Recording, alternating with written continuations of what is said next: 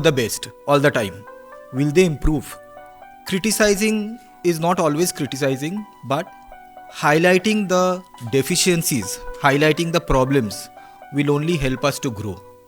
So, as rightly again said, every small city, every town, every state, every nation, their development largely depends on their quality of education. In fact, the whole world's development depends on the quality of education and how education is developing across the world.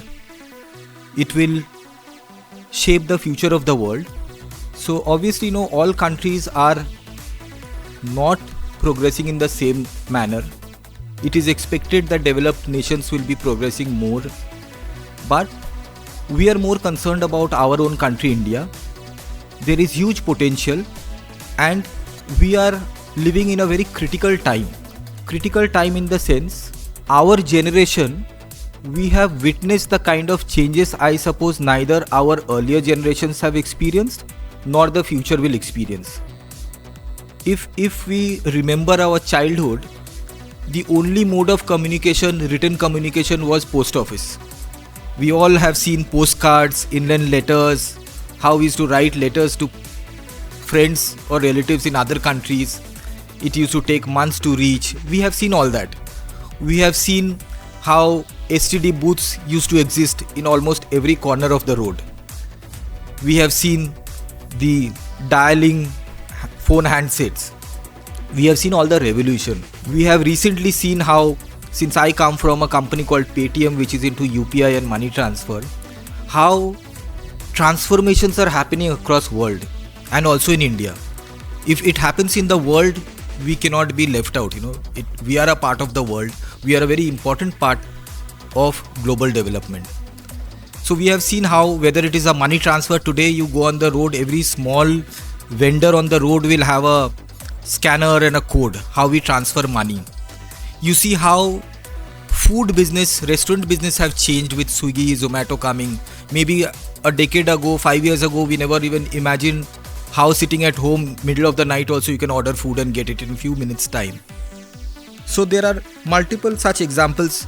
See how cab bookings have changed the entire way we travel. Through our mobile apps, we can book a cab and it comes within minutes. We know exactly when we will reach which destination. See how Google Map is helping us. So all I'm trying to say, for us, net banking, again, a very important process. How we used to go to bank, give checks, receive checks, deposit checks, transfer money. The entire thing is changing. Technology has a huge role to play and it is changing, and now on top of it, AI has come. And I feel very frankly and very honestly, whether we consider ourselves highly educated, little less educated, AI is again, we may not be even aware how much actually AI is going to impact us. We cannot foresee. It will impact us. How much exactly it will impact and in which manner it will impact, it is little difficult to assess. People are working, and education as a sector will surely be immensely impacted by the technology changes. So all I'm trying to say is, there are few points we have to remember. For changes are inevitable. Changes will come and it will come very fast. We can see how well we are prepared for embracing those kind of changes, how we foresee those changes, because unless we foresee, we understand what changes are going to come, we will not be able to be prepared for it.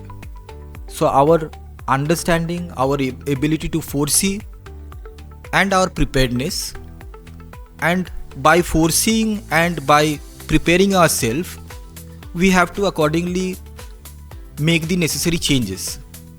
Whether it is the system of education, the way the curriculums are designed, whether we should focus more on online education, we should have the option of online education. COVID has taught us the necessity of online education. Just imagine during COVID, if there was no scope of online education, how for almost 1.5 or 2 years of time, the entire students who are in critical stage of their life, how their lives would have impacted. So it is all about preparedness, also understanding the future and getting ready to embrace the changes and move on. So that is my small message.